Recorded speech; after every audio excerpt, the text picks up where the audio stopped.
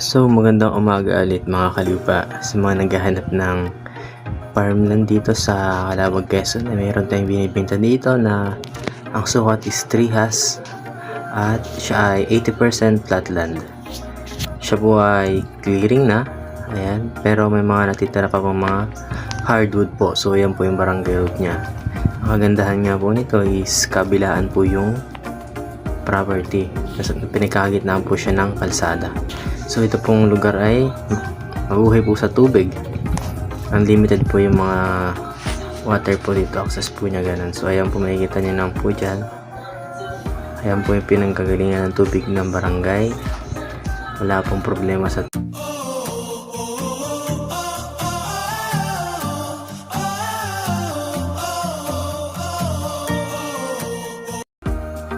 So hanggang dyan po sa lugar na yan, naisako pa rin po nung 3 hectares. So sa mga naghahanap po ng farmland, ito po, pwede po ito. Ito po ay malapit lang sa town proper. Almost 7 kilometer lang po mula po sa main road ng Maharlika Highway. So ayan po, marami po siya mga puno. Kasi po siya ay marami pong hardwood. So ayan, makikita nyo naman po yung kapatagan ng lupa niya. At ang kagandahan po nito ay kabilaan po ay sako pa rin ng property. At nagkakahalaga lang po ito ng 1.3 M. So ayan, sa mga naghahanap ng murang farmland, ito po, napakamura nito. Meron na po kayong 3 hectares agad sa loob lang ng. At ang title po nito is TCT na po. Ready to transfer na lang po sa mga kabili. At buhay po nakapangalan sa titulo. So ayan po mga kalupa, napakaganda po ng lugar na yan. Sabi ko nga po, ito po ay 80% flatland. So ayan po, hanggang po sa dulo, isa ko pa rin po nung property. At dyan po sa kabila niyan, may mga puno po dyan ng batino. Meron din pong mga ilan pang mahogany.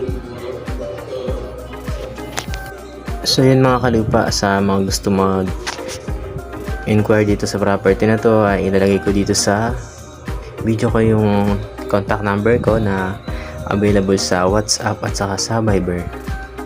So ayan, hanggang dyan makikita nyo naman yung mga puno niya ay napakaganda. So hanggang dun pa sa part na yun, sako pa rin yun. Sa ngayon, ang daan dito is lupa pa, pero dinedevelop na siya. Nawasay na napapasaganda ng tubig ano. Medyo maulan dito sa amin kaya medyo maputik pa siya. Pero pag tag-init ay makikita niyo yung kagandahan ng daan na matigas na siya. So ayan, ay makikita niyo maputik pa siya ngayon kasi katapos lang ng tag-ulan.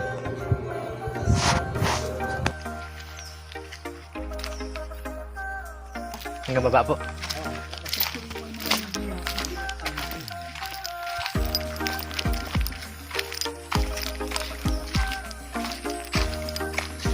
Ay, may nag-ano na no. Ako, ganda na. Tagpang Paraiso. Mga kalupa, ito, sako pa rin to ng property. Kasakop to ng 3 has or 3 hektarya. Ang kagandahan nga nito ay unlimited yung tubig niya, nawasa, tapos malapit sa mga resort. Andito yung resort ng Eganak Falls, Natagpo ang Paraiso at yung iba pa na mga ganda dito sa Calawag na mga dinadayo ng taga-ibang lugar. So ayan mga kalupa, napakaganda nitong lugar na to. Medyo mahirap lang ngayon nanda kasi maulan, tapos may bagyo pa, pero pag tag-init napakaganda ng daan. Saka nire-develop naman yung pinakang kalsada niya, yung barangay road.